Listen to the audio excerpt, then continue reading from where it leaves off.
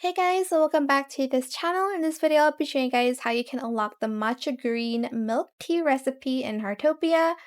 Again, you'll need to be level 12 on the cooking hobby to unlock the green tea recipe first. This is like a hidden recipe, and you need to be gardening level 11 to unlock the tea leaves. So for the recipe, you'll need 2 tea leaves, 1 milk, and you're going to switch out the milk with matcha powder to create this um, to unlock this recipe, essentially.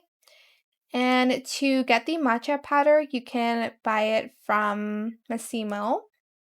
So here again, click it 7 times and I'll show you the end result when I'm finished. And this is what the matcha green milk tea looks like. Super cute as well. I really like the gradient type of thing. Not really. I don't know what it's called, but it looks pretty. But that is it for this video. I hope it was helpful for you guys. Don't forget to like, comment, share, and also subscribe to this channel if you haven't done that already.